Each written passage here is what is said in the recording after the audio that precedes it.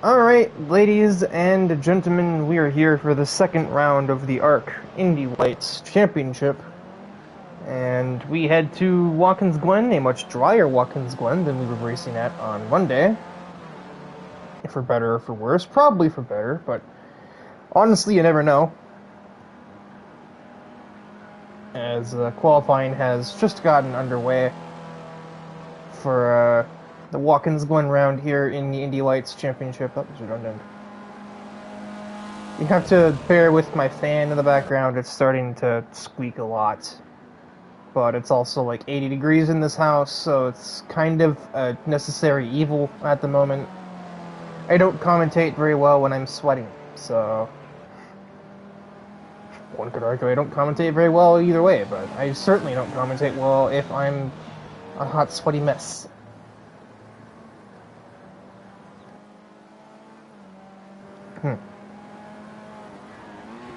DIVEBOMB here was the first person to exit the pit lane in this car that kind of looks like the Namco-themed Formula X cars a little bit, but surprisingly it's not actually a Namco livery, it's something completely different.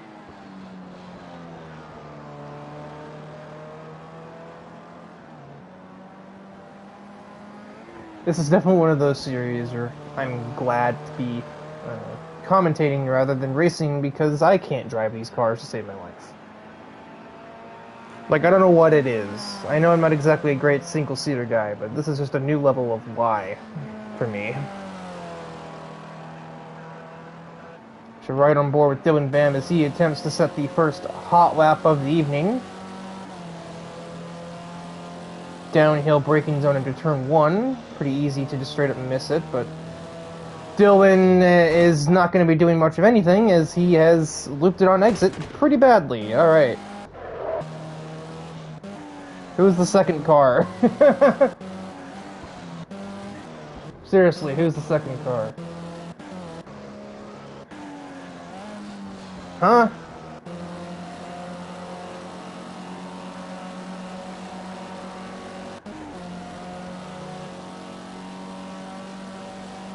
Am I an idiot? Where?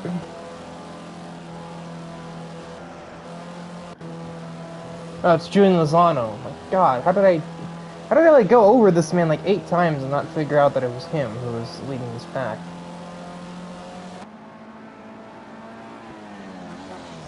I say this pack. But no, he's just the first car on the track, but honestly at the moment he's kind of looking like he might get overtaken by Luis Ramirez in qualifying, which is never something you want.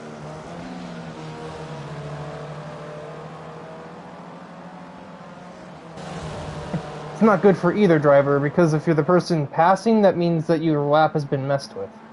If you're the person being passed, then that's not really a great sign for your race pace, or pacing in general, as Luis Ramirez nearly runs into the back of Lozano just there. And I think he might have done, as he just returns to the pit lane.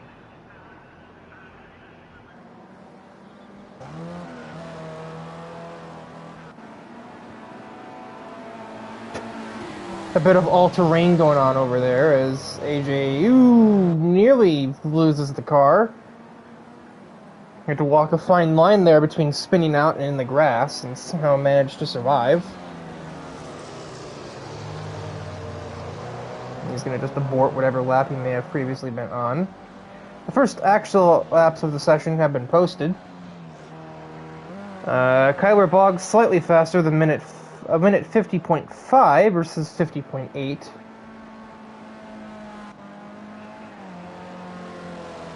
These two by no means the hard hitters either, because like Dylan, AJ, Stotts, Travis, kinda, they are not. They have not done laps. Here comes Stotts to do his own lap, and that will be that was a not lap or just a bad lap, one or the other. 2-minute one is not very good. This time we'll go on board with Matthew Stotts, who has survived turn 1, and he now begins his journey up the S's. The S's aren't real, like, tasks for this car. As meanwhile, Jackson Tate tops the board with a 48.4.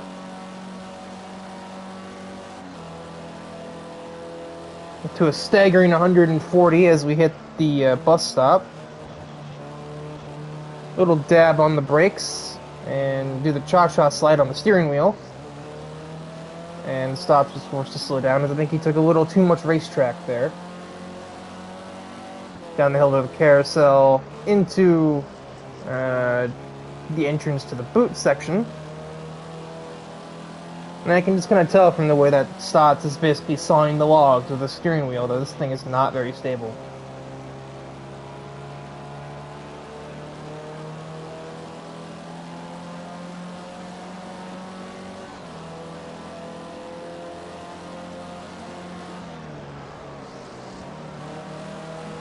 Very late on the brakes for the heel, and then for the exit of the boot. More sawing the logs. He's going to now have some traffic ahead of him as he negotiates the last two corners, and he's going to just abort and slam the brakes. Attempt to give whoever that was space.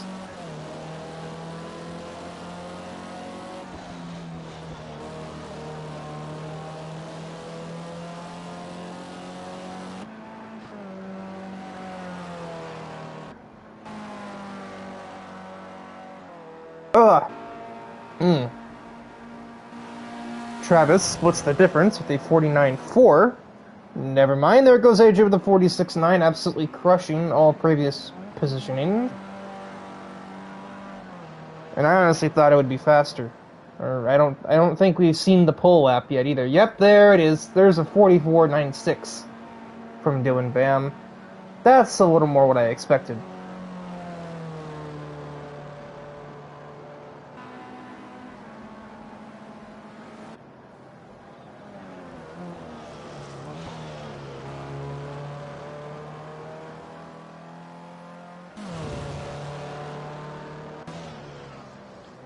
We still have yet to see a representative of Matthew Stott's lap time. He's going to end up getting caught up, or he's going to end up catching up to the back of the same car he aborted his previous lap for. Not entirely sure who that might be. Oh, it is Jurgensmeyer. Oh, that's interesting. Seems Jurg is really off pace today, and oh, Matthew Stotts has a huge moment exiting the heel. And he'll back off again, but he can't back off too much because here comes his teammate at the bottom of the hill.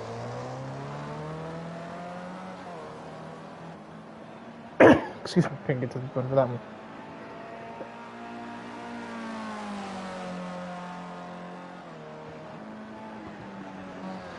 So Stotts will have a singular attempt to finally get that lap in.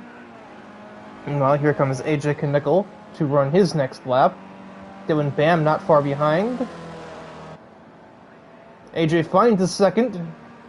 Dylan doesn't find anything. But even still, AJ cannot find a 44, which is what he'll need to time. He'll need to do that to beat Dylan's time, obviously. And he is backing off, so he has accepted that he's just simply not doing that.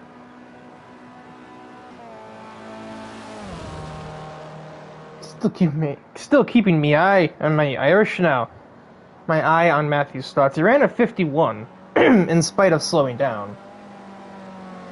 I don't know when he would have done that, but he's also up on that 51, so he should be able, if he's not blocked by anybody else on this lap, which I'd be very surprised if he was, considering the fact that Jurgensmeyer isn't even around here anymore. He's in the pit lane with his 48.99. And Tate's 48.4 is held up surprisingly well, as Luis Ramirez throws a 49.2.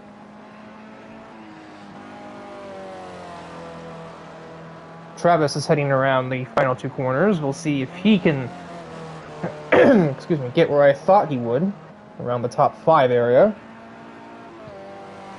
Any improvements? Finds 7/10, jumps Luis and Jurgensmeyer for 4th, but still couldn't touch Jackson Tate.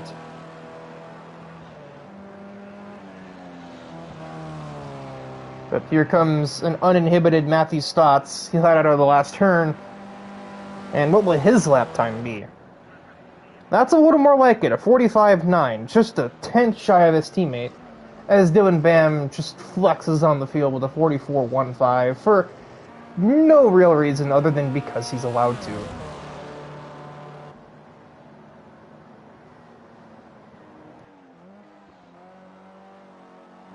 No, Kyler Boggs is incredibly out of shape in the bus stop. He's lucky to have all of his car intact after that kind of missed corner.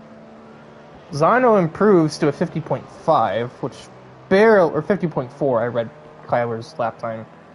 Barely jumps Kyler. And after seeing the run through the bus stop he just had, I don't think he'll be beating that. Luke Allen is looking for something representative here as he heads through the last turn on the racetrack.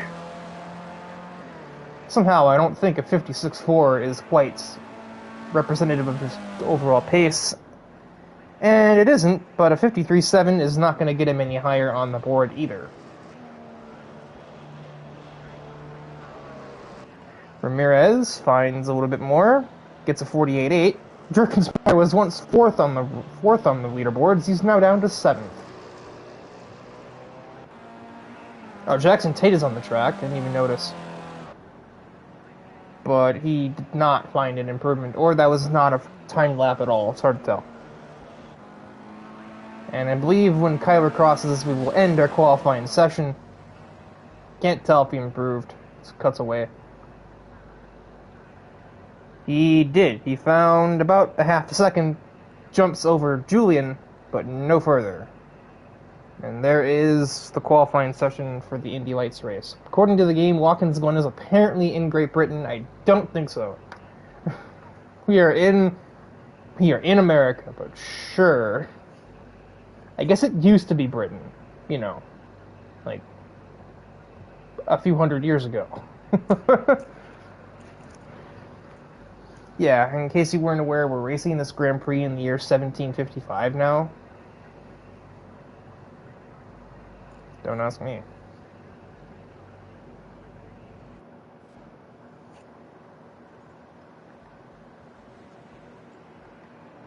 I don't make the rules. Anyway, as we look down the grid order here, with the Cheez-It sponsorship, it's so abnormal. The pole sitter by a crushing margin as usual is Dylan Bam, followed by AJ Knickel, Matthew Stotts, Jackson Tate with a bit of a surprise qualifying performance. He's kind of been I don't want to say backmarker, but he's been kind of like lower midfield in his Project Cars 2 races. He's more of a NASCAR guy, so to qualify fourth is kind of a big deal for him. Travis Van Oostendorp, Luis Ramirez, Jonathan Jorgensmeyer, Kyler Boggs, Julian Lozano, and Luke Allen will start in last place. And this trackside camera is very far away. Holy cow.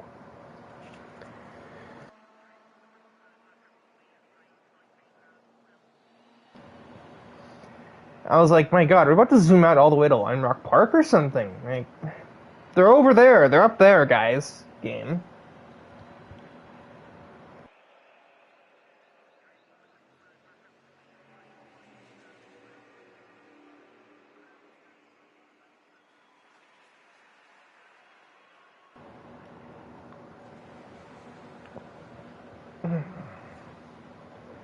"18 laps here at the Glen."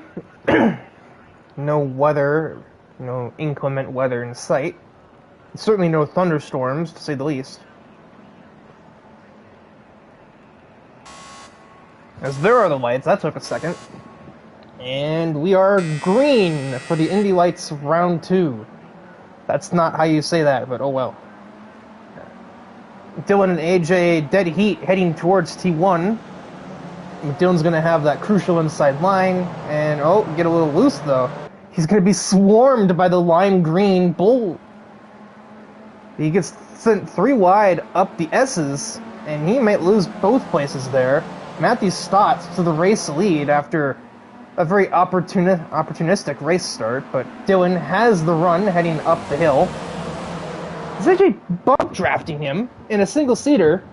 Doesn't matter. Oh, they make wheel contact. As Stotts, I don't think, was aware where he was. Luis in the background is making a mess of things and has run somebody a little bit off of the racetrack. Couldn't quite tell who that was. It may have been... no, it might have been Lozano.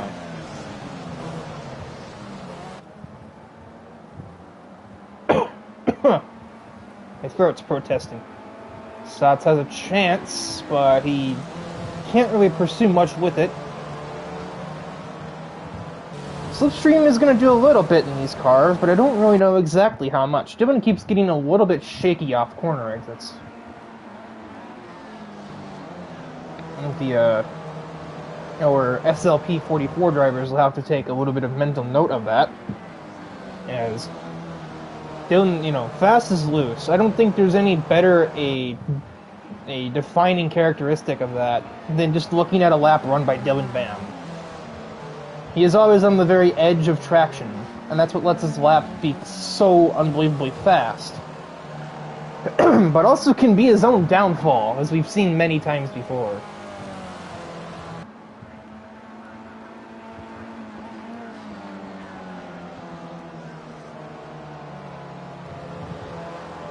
At this point, I'm going to arrive at the conclusion that we're basically using NASCAR track limits, which is to say, basically none. But I've seen quite a few drivers basically just take whatever line they feel like.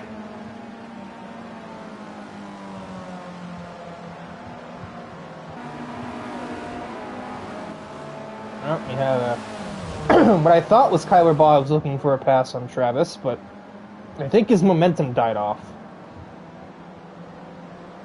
Oh, AJ Knickel has made a mess of a bus stop, and Travis is right on his rear diffuser, not rear bumper. There is no bumper there.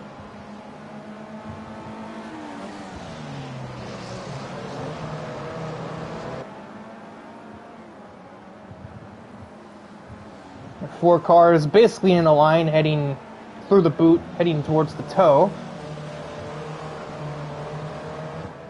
And Matthew Stotts is barely keeping up, or keeping Dylan Bam on his screen at the moment. That may not hold out for a whole lot longer either.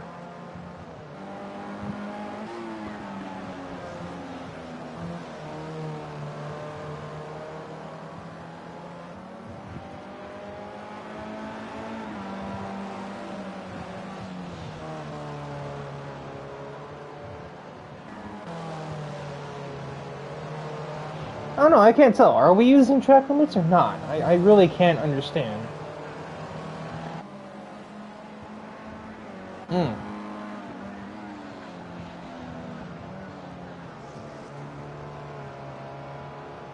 This field is definitely starting to spread out already a little bit. We got this little 3-car group now, because AJ's kind of escaped.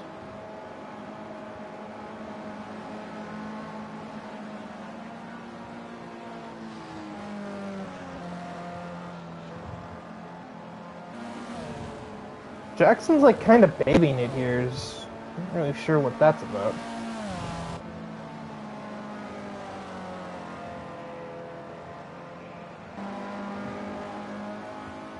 Apparently they are using track limits, but I guess it's probably better to extend by a bunch than by a little. If you're gonna miss by a lot. Because ultimately you're gonna probably get the same amount of penalty either way.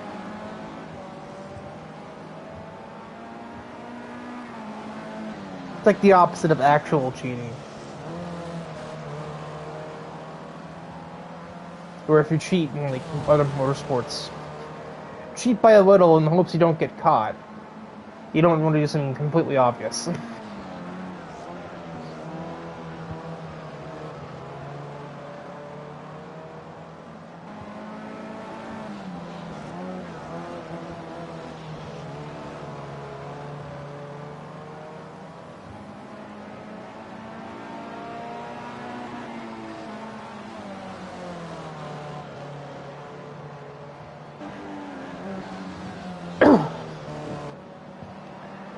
Dylan hits the pit lane. It's a little early, I would say.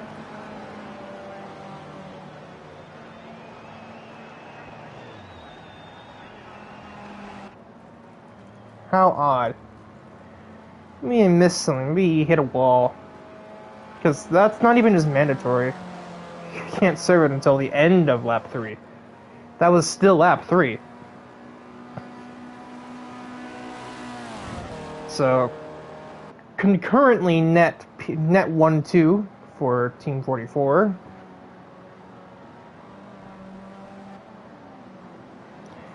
In the meantime, Kyler has gotten ahead of Travis.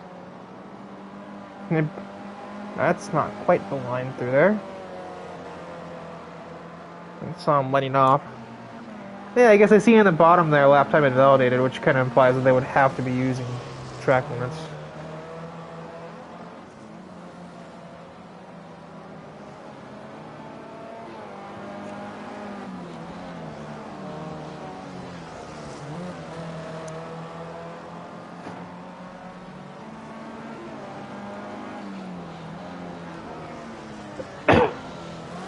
Gosh darn throat.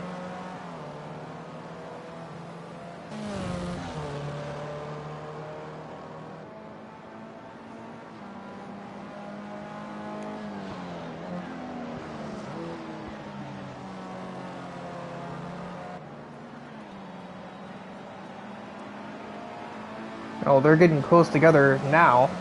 Finally. Finally, something to look at on the racetrack. This is definitely just sort of devolved into a conga line, pun not intended. Not even a conga line, it's more like a funeral procession. There hasn't been a whole lot of action since like lap 2. Tape pits.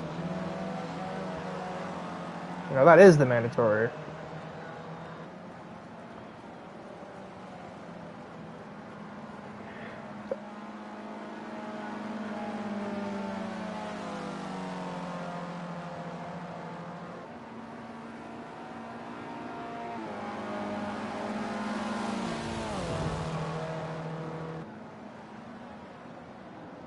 And the slipstream does a little, but it doesn't do as much as I thought it would.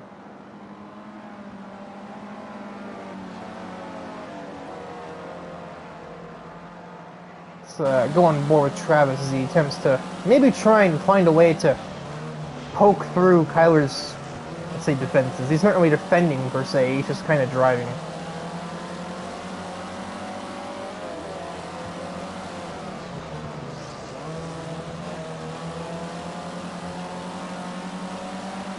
This also covers up the noise from my fan, even though it's not really obnoxious right now. It probably will be later.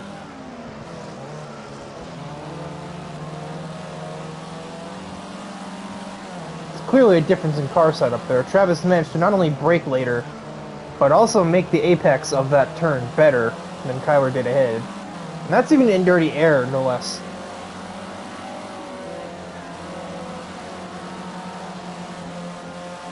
Now, a bad corner there for Boggs as well. Travis may just have a shot. Although he has a really awkward final turn. Probably a little bit thrown off by having just seen what Kyler just did. Yeah, the slipstream is enough to get you kind of there. It just isn't enough to get him around. And that's a unique line through turn 1. That's probably why Jackson was so slow before. He was probably trying to get his slowdown to go away, because Lord knows those can be real finicky.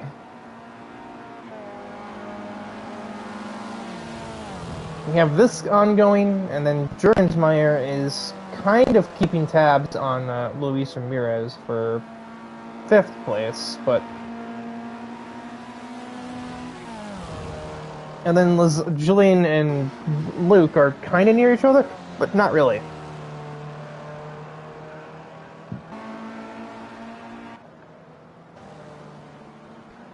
Travis is still just right on top of Kyler Boggs' vehicle, but you just can't find a way through because none of these braking zones are heavy enough. And he can't generate the run out of a corner he would need to get alongside prior to the braking zone. He's got a bit of a run here, but I can't tell if it's enough, but it doesn't seem like it will be. And we're not even halfway through the race, so Travis isn't really about to make a pass that he doesn't think he can stick cleanly. The only way to win is to rig the game. Don't place any bets you don't think you'll win. And Kyler's having a nightmare in NASCAR 8 repeatedly. But he's better in the final turn every time, so it evens out every time. Every time. I am a broken record. Travis is gonna think about it, but I think that was more like a dummy than anything.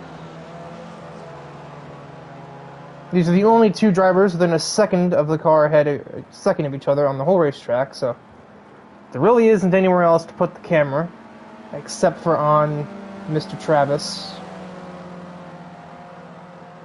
as he attempts to find anything against Kyler Boggs. I think Kyler's also running slightly lower downforce, which is keeping him ahead as well. If Travis finally had the run, he finally had the opportunity, but he got it into the bus stop, which doesn't help. And now Kyler Boggs is super out of shape going through aforementioned bus stop. And that allows Travis to just kind of take the position just by happenstance. So much for that battle for position, which was pretty much decided by Kyler missing a turn. Disappointing. Now I'm sure Travis, being that he's been pretty much bottled up behind Boggs for several laps, will now just begin to drive off into the sunset. It's like 2 in the afternoon in the game. He will drive off.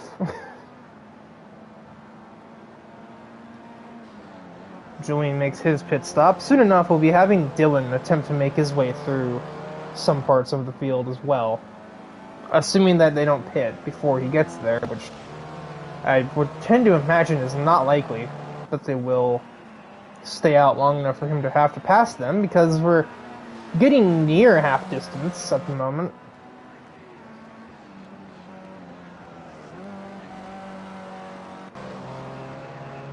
And now Travis pits after finally getting ahead of Kyler Boggs. He immediately gives that spot back to pit in.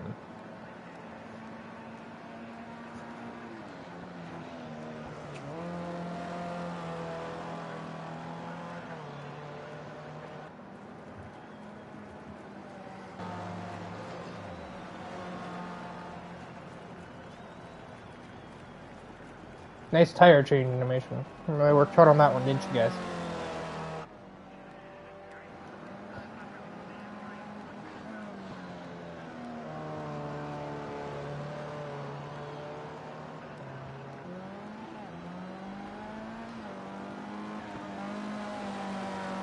Travis rejoins the track in a pretty desolate 7th place. Jackson about 5-6 seconds behind, and he is himself 8 seconds behind Dylan. Yeah, this is definitely a race. And just kind of having to wait until the pit stops cycle out and see if we get anything that develops from that, because at the moment, there's not a lot going on. My nose is being stuffed for no reason. Not making commentary any easier when I have to sniffle every minute, but I can't blow my nose because there are no Kleenex in the house.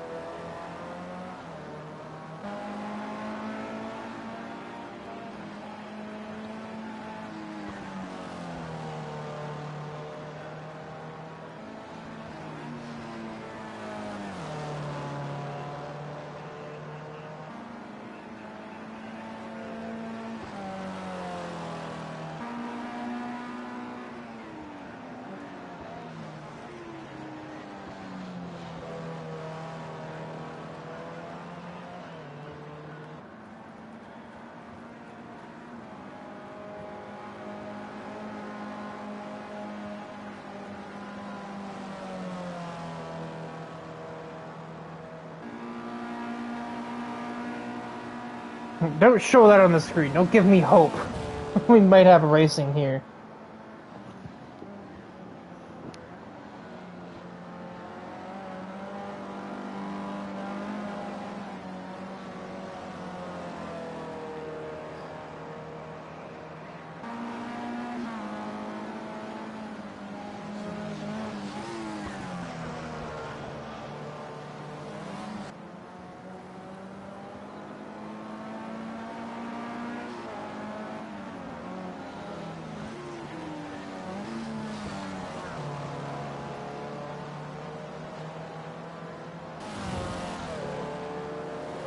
Oh. Just heard that rattle around. That was not cool. Dylan is approaching this battle. You can call it a battle for 4th place here. He's right there at the bottom of the hill. When he left the pits, he was about 20 seconds behind them, and he's slowly been reeling them in. And eventually, the 44R cars are going to have to make a pit stop, too. They're probably just trying to hang a safety car of some description. Luis pits pretty much possibly to get out of the way of his teammate, not complicate matters. And here comes Dylan on Jurgensmeyer. Might be our first on-track overtake on pace since the race began. And I think Jurg is, he's not really going to put up a whole lot of resistance to that. I think he probably is fully aware that Dylan Bam is obviously the faster car.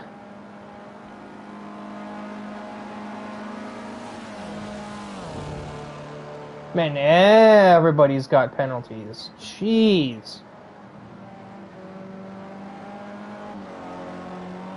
Not everybody, literally, but you know what I mean. Like, a lot of penalties. There's half the grid have penalties right now.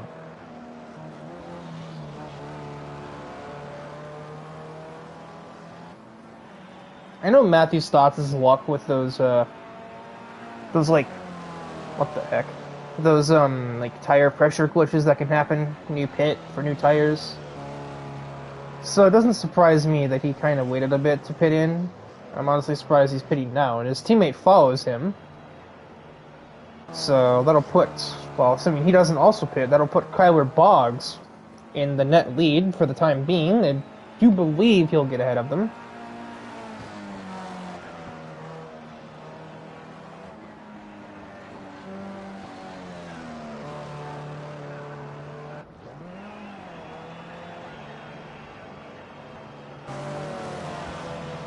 No, Julian, the yellow is not out. Kyler Boggs is still at full speed. Okay, now it is. I guess he's just getting ahead of them. What the heck is the yellow for?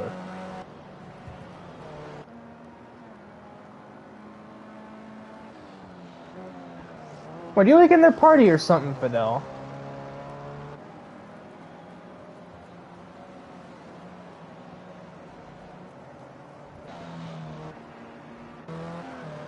I don't see anything that would have caused the yellow unless there was debris off Luke's car. Nice speeding.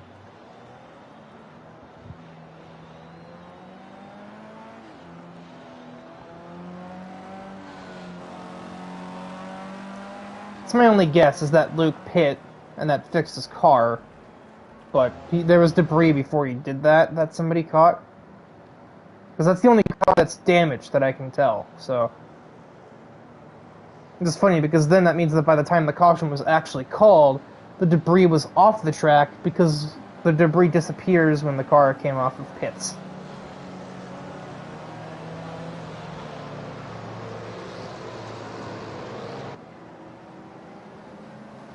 I don't remember there being this many debris cautions in previous seasons. Maybe it's just me, I don't know.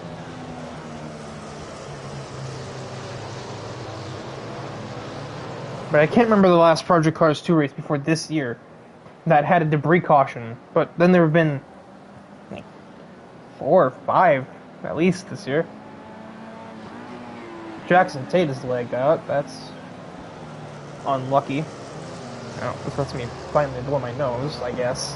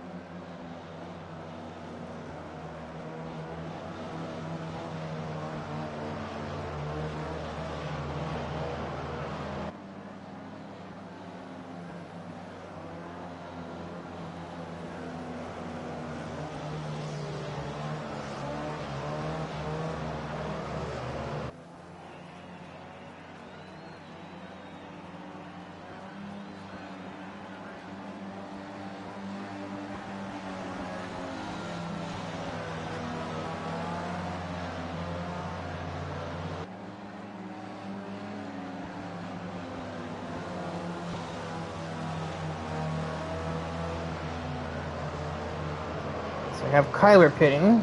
Well, pretty much the two remaining drivers that didn't already pit. They'll get a free pit stop. I don't really know how much this helps them, honestly.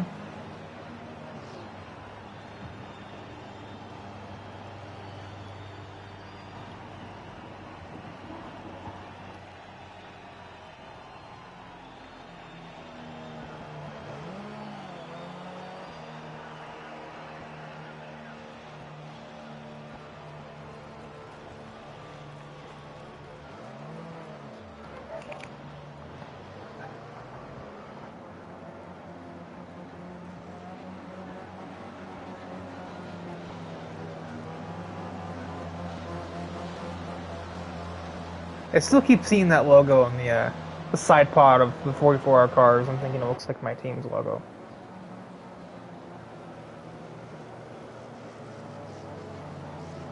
It's the same font, I'm pretty sure, anyway.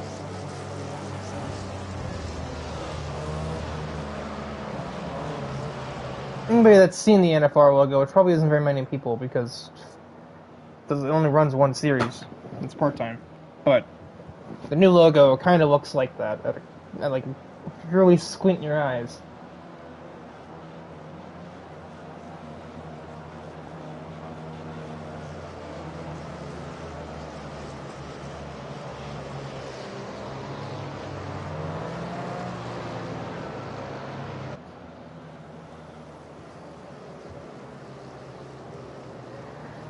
Big question mark in the air as to whether we'll be able to go this time is DIVEBOMB is in the pit lane, and he's been there for some time now. Luke Allen will just about get here in time, I think. I don't know why these two are going so slow. They weren't with the queue yet.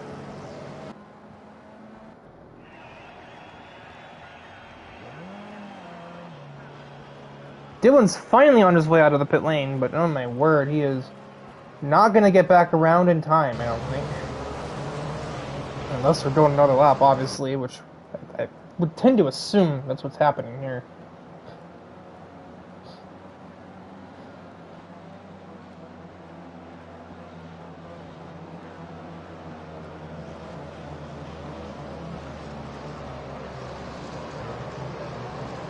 I don't even know why I unmuted the mic after drinking. Like, I didn't know what was going to happen next. Yeah. So here is Luke Allen. But Dylan's in the bus stop, and our leaders are in the penultimate turn, doing 60, so we are not green this time, I would say.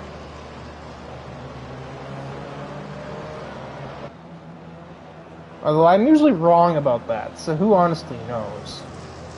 Don't take my word as the gospel truth by any means.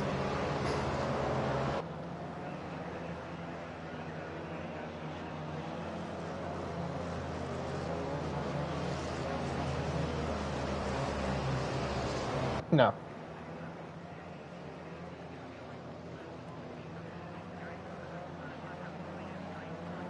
Unstuff yourself, Nose. My gosh.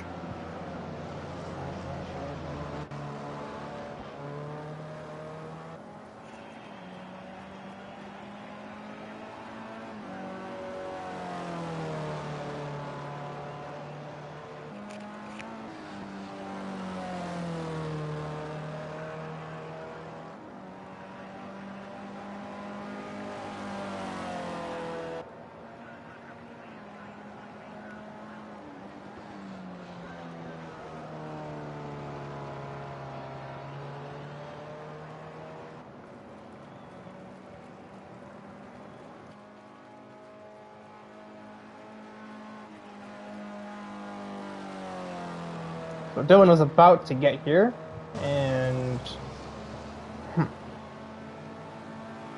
my word, I'm just going through it right now. When we take the green flag once again here, it will be a 5-lap dash straight to the checkers.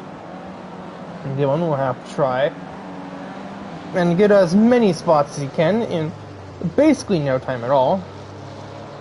Oh, that'll help when Luke just lets him go through.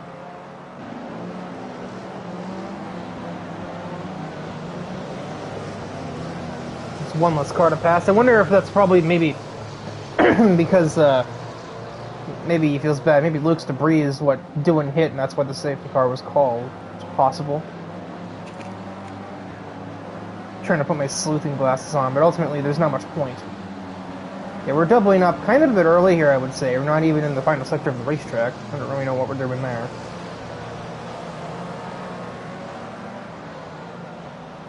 His teammate has also let him by. Didn't really know we could do team orders under caution. That's news to me. AJ is warming up the tires like there's no tomorrow. He's the only person warming the tires. I'm sure that'll bode very well for the restart.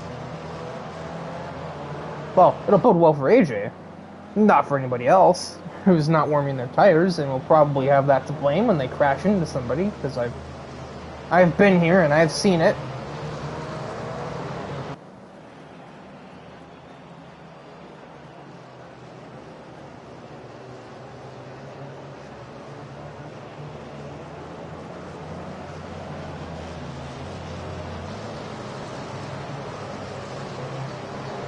And we don't even do double bar restarts anywhere other than NASCAR. I don't really know what we were doing there.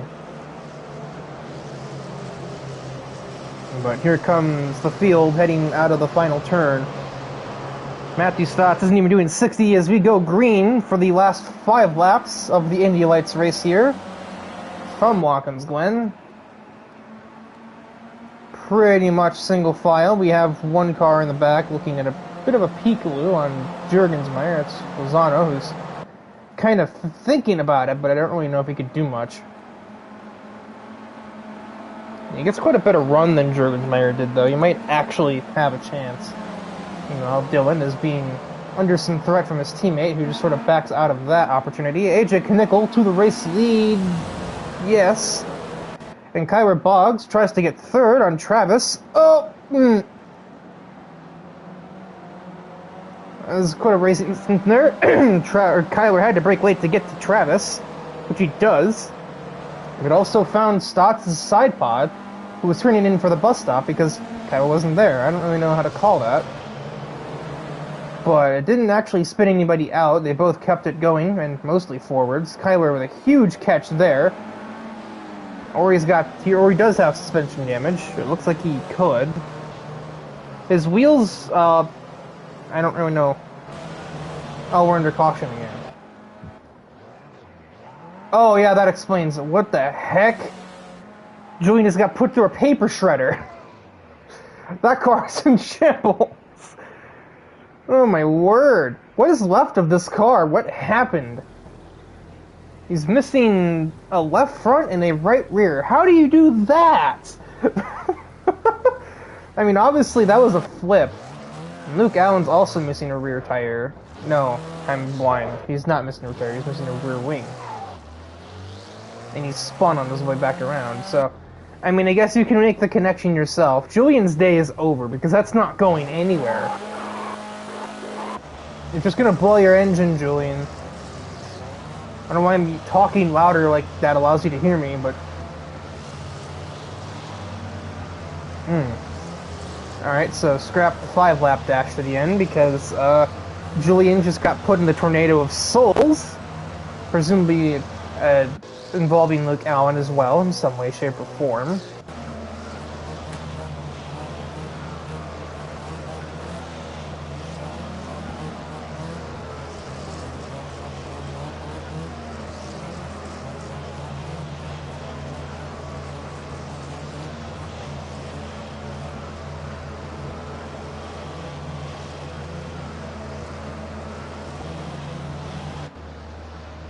Luke has reached the pit lane. Obviously, pits are open this time as Ramirez and Dylan both pit. At least you pit in the wrong team.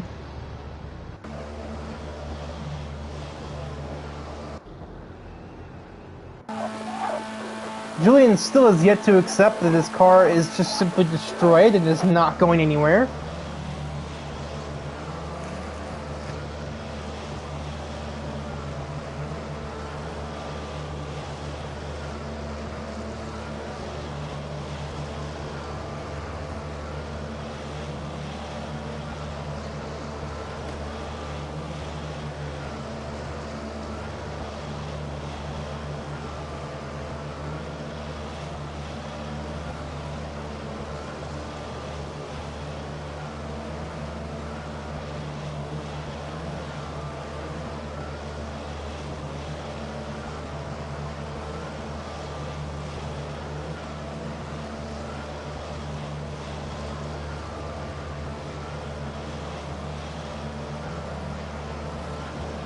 Alright,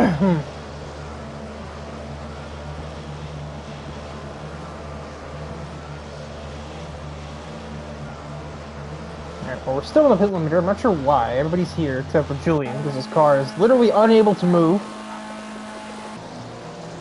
Okay, there we go. Now we're up to 65 here.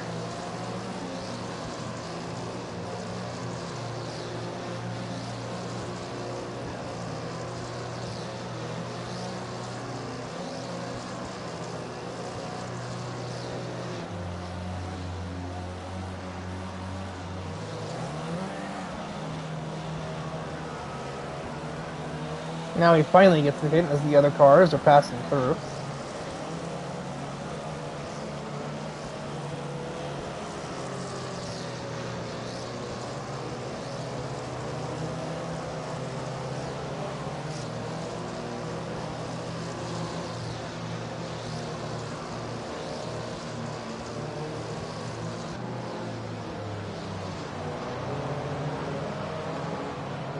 We should be back to green this time, and that will be the last yellow, because we'll be coming up to 3 to go here, and that's definitely out of caution range. So, we will have this race to the finish line. 3 laps to go.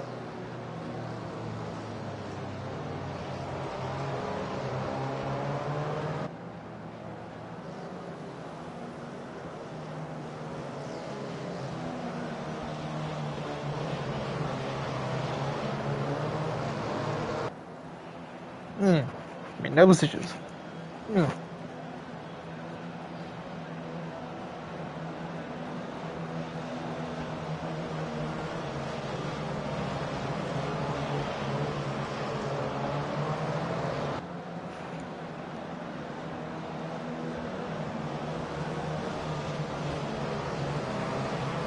3 laps sprint to the finish, and AJ floors it as the earliest possible convenience. And we are green for the last time from Watkins Glen. 3 laps. I expect to see the occasional desperation maneuver. It's almost customary in like low lap count sprints like this. Dylan gets the run of a lifetime on Jurgensmeyer. His teammate Luis will follow him through. Jurgensmeyer might even be under threat from Luke Allen if he's not careful. It's been an absolute nightmare of a start for him. Matthew Stotts is on the back burners. He's caught on the wrong racing line heading into the bus stop. And, oh, huge more contact from Kyler Boggs and Stotts. And that's heavy damage to Stotts. That one's not quite a racing incident like the last one was. DIVEBOMB is already into 3rd place, as he has successfully avoided the madness that just took place there. Travis has a slight chance against AJ Knickel. However, as he attempts to make the pass, he has to bear in mind that DIVEBOMB is rapidly approaching his location. If it takes too long, neither of them are going to win the race.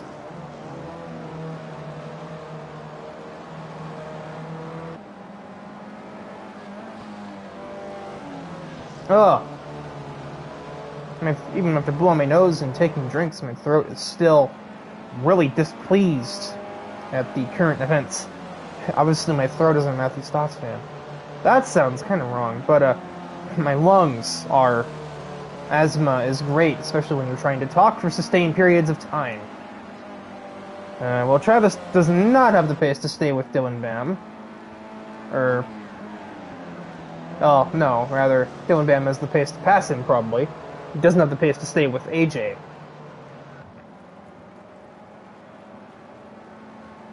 Dylan tries the outside of the S's. Kyler retires the car. And it is Dylan into the 2nd position. I almost said the race slid out of habit. He might still get there. He's got about 8 tenths to go.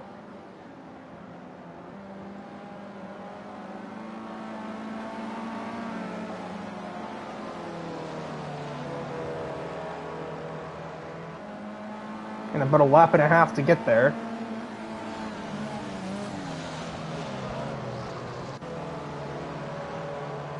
There's still more at stake in the back as well. The other positions are not determined. Ramirez is still close to Juergensmeyer, who's still close to Luke Allen. And Travis hasn't completely lost the plot. If the overtake for the lead goes horribly wrong, if Dylan gets there at all, which he's not making the progress I expected he would.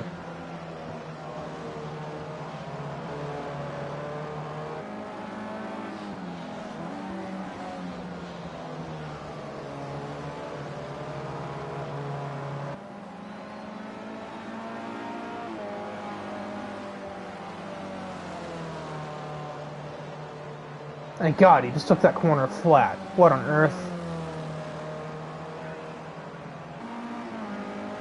Not been AJ's best exit from there, but it hasn't even cost him that much time, either.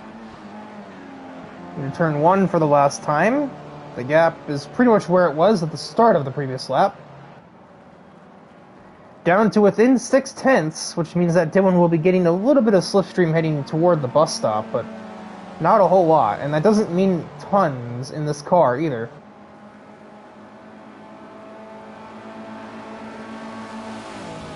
Down to about 0.4 at the braking zone, 3.5 even. And AJ has missed the bus stop. That's cost them both to complicate their lines. Dylan almost understeers straight into AJ's tires. That missed bus stop may determine who wins this race right here. AJ has the inside for the entrance to the boot, but Dylan had the better run on the outside. That's now the inside as we head to the toe. Can AJ match that? He'll try a sneaky little cutback on Dylan Bam, and he has the advantage heading out of it. Dylan defends all the way to the inside grass. Has Dylan gotten that stopped? Just about. It's not going to leave AJ with much of a window, and we're out of heavy braking zones. Oh, Dylan has absolutely parked that Greyhound bus on the apex coming out of the boot. And I think that that is the defensive maneuver that was required. Yeah, there's only the corner to go. Dylan Bam is going to snipe the victory at Watkins Glen with quite some impressive racecraft and a little bit of defense. AJ still gets second. Travis will claim the final spot on the podium. Luke Allen, considering his qualifying pace, should be elated to get a 4th place out of this one.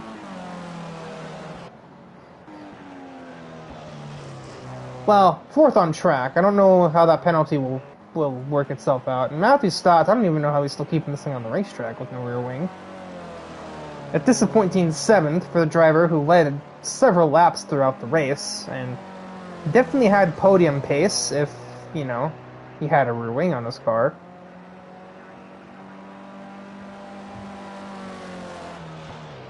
These cars look kind of silly with no rear wing, I'm not gonna lie.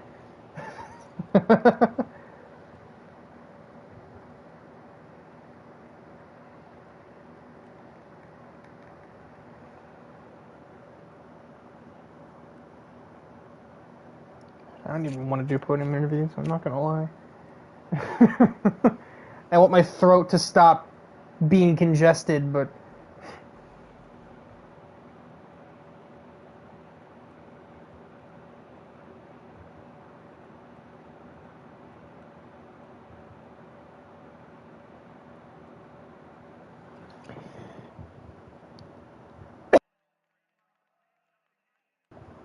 God, I'm gonna die in this commentary box.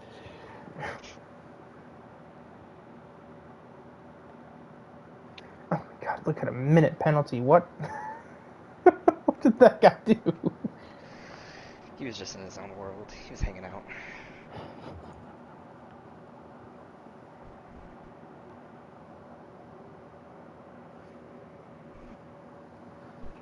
I'm sort of wondering if the other two are aware of interviews. Admittedly, I wouldn't really complain if they weren't, because I have no idea. I'm gonna go see. I'll be right back.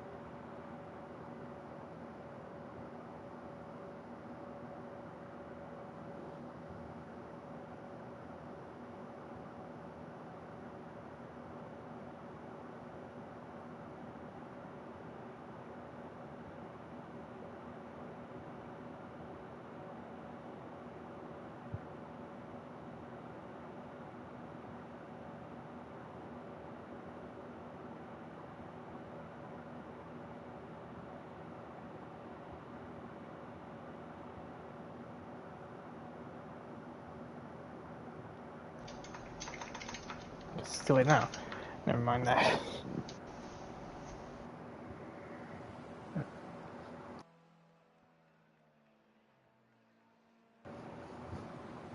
It's gonna drive me up the wall, I swear to God. Okay, now where's Travis? Or did you join in and just didn't tell me? I'm here. Oh, it just didn't tell me you rejoined. What on earth? PlayStation lied to me. So we have our podium finishers here from the Watkins Glen Indy Lights race. I had to double check my contents there. I did better on that today. I didn't make too many speaking mistakes. So for third place, Travis Van Oostendorp, who just kind of had he was just kind of there. He had a quiet race, and usually that's a good thing, honestly. There's a deer outside my window. Yeah, I was hanging around. Didn't really do much that race. Kind of the exact opposite of Monday. Just rode around waiting for people to make dumb mistakes. Not many people thought honestly I had did. a tiny bit of a chance at a win, maybe second, but I had literally no pace because I kind of forgot this was today and just showed up at the last minute. So, considering I completely forgot about it, I'll take a P3. I'm not gonna lie, I did the same thing. It wasn't until I was checking Discord while I was in the bathroom and I looked on the race track and I was like, oh, that's a thing today. Oh dear. It's like I was gonna ask about battles, but there were none. We didn't really have any. I had a little bit of a battle with Kyler, but that's only because I'm stupid and accidentally extended and lost like 3 seconds. But that was about it. Didn't really have anything else. It's kind of just an average race. I just ran around in third and fourth. It was a quiet, simple day for Travis Van Oostendorp.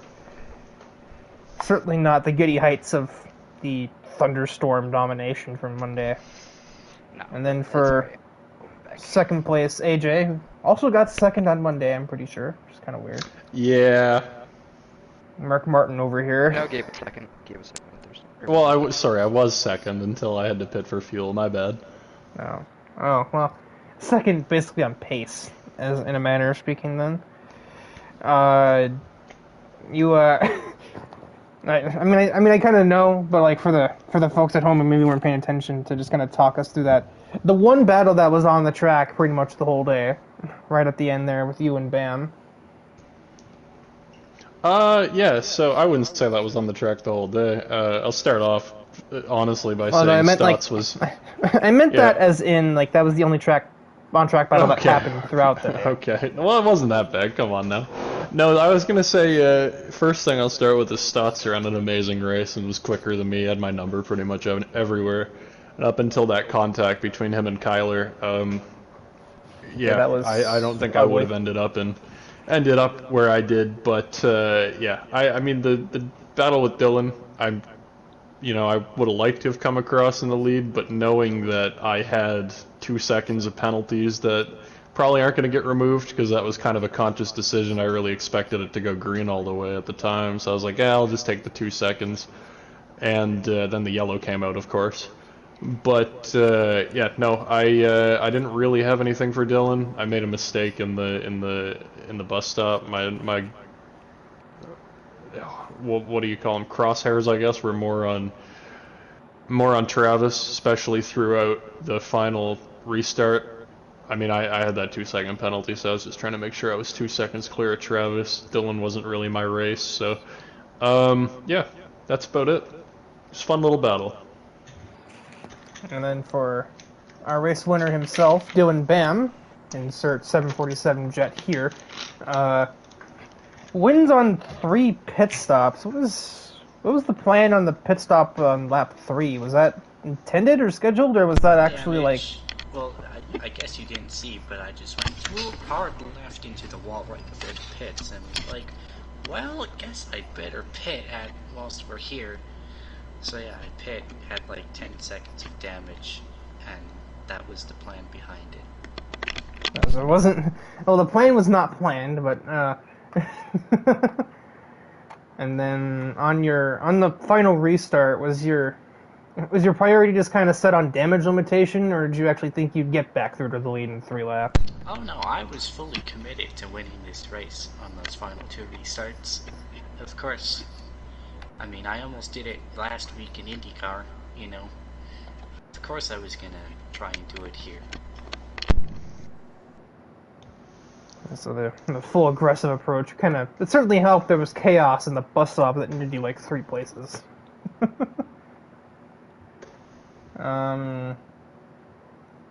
Yeah, and then, I mean, we kind of got the perspective of the battle from AJ's end, so I don't really see the need for Dylan's point of view, because it's kind of probably the same, except, you know, he won instead of got second.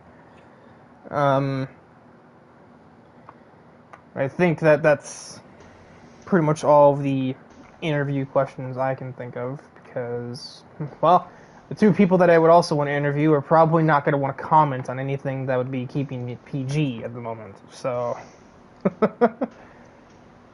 don't even dare asking.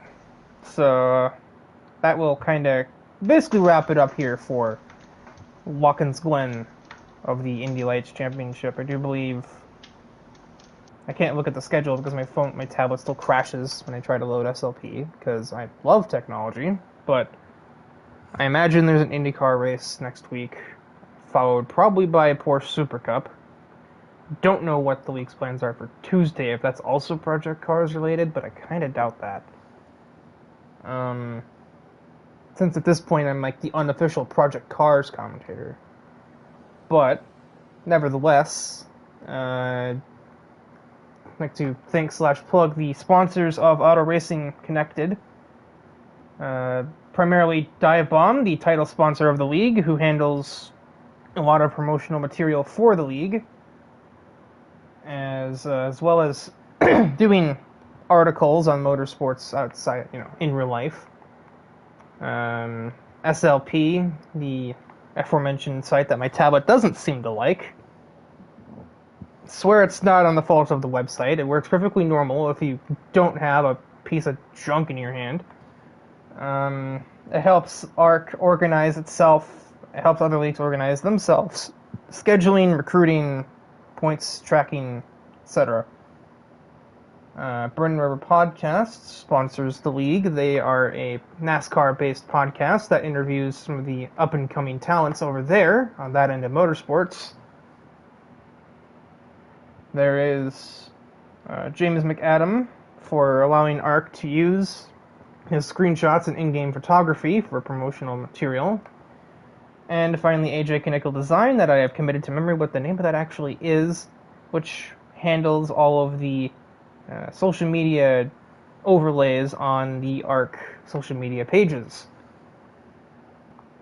But that will be it from me here in ARC's Indy Lights Championship. Friday will bring a Formula 1 race, but I will not be joining you for that one because I'm not the commentator there. So that'll be it for me until probably Monday. Goodbye.